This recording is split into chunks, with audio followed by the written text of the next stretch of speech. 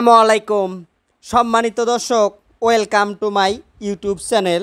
এখন যে মেডিসিন নিয়ে কথা বলছি, এই মেডিসিনের নাম লুলিজল লোশন। এর জেনেরিক লুলিকোনাজল 1%।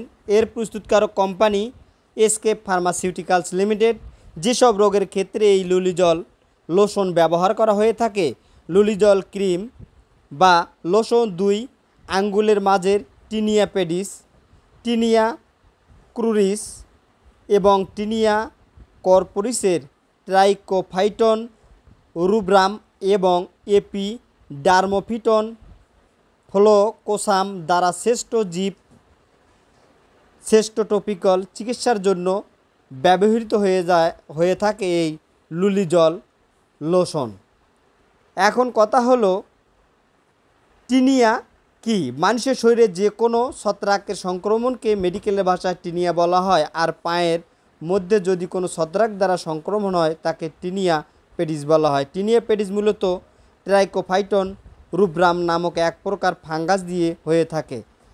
ট্রাইকোফাইটন মূলত পরিবেশের সাথে মাটিতে থাকে এবং আক্রান্ত হয়ে হোস্টে আবদ্ধ হয়। পায়ের দাঁত বা টিনিয়া ক্রুরিস বা জক ইস হলো এক ধরনের ছত্রাক সংক্রমণ যা উরুর ভেতরের ত্বক, কুচকি এবং নিতম্বে ক্ষতিগ্রস্ত করে।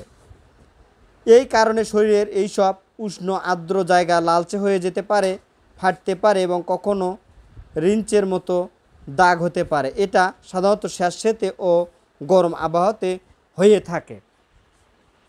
তো দর্শক, এই লুলিজল লোশন খুবই একটি কার্যকরী লোশন। এর ফার্মাকোলজি: লুলিজল হচ্ছে একটি টপিক্যাল অ্যান্টিফাঙ্গাল এজেন্ট। এটি একটি বিস্তৃত বর্ণালীর অ্যান্টিফাঙ্গাল এজেন্ট যা অ্যাজল গ্রুপের সদস্য। এটি ল্যাসোস্টেরল ডিমিথাইলেস এনজাইম বন্ধের মাধ্যমে ফাঙ্গাল সেল মেমব্রেনের একটি গুরুত্বপূর্ণ উপাদান আর্গোস্টেরল সিনথেসিস বন্ধ করে দেয়।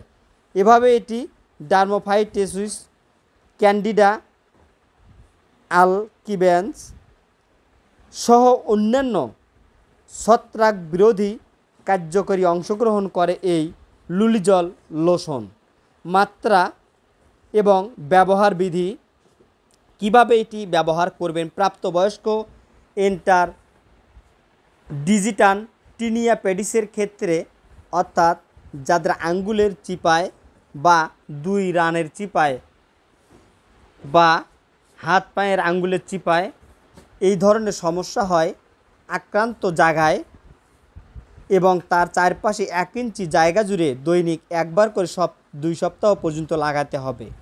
টিনিয়া ক্রুরিস এবং টিনিয়া কর্পোরিস লুলিজল লোশন আক্রান্ত স্থান ও চারপাশে 1 ইঞ্চি জায়গা জুড়ে দৈনিক একবার করে 1 সপ্তাহ লাগাতে হবে। প্রাপ্তবয়স্কদের ক্ষেত্রে অনুরূপ।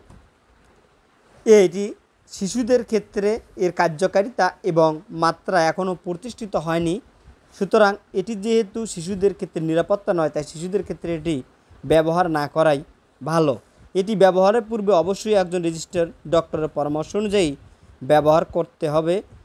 পূর্তি নির্দেশনা: লুলিজল লোশন তাদের ক্ষেত্রে পূর্তি নির্দেশনা রয়েছে যাদের এর প্রতি সংবেদনশীলতা রয়েছে। পার্শ্ব প্রতিক্রিয়া: সাধারণত ত্বকের কন্ট্রাক্ট ডার্মাটাইটিস এবং ট্রপিক্যাল ট্রায়ালে অ্যাপ্লিকেশন সাইট রিপ্লিকেশন 1%-এরও কম লক্ষণীয়।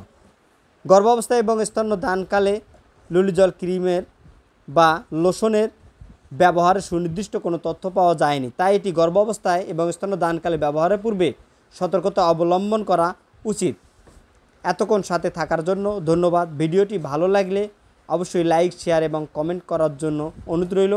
আসসালামু আলাইকুম ওয়া রাহমাতুল্লাহ।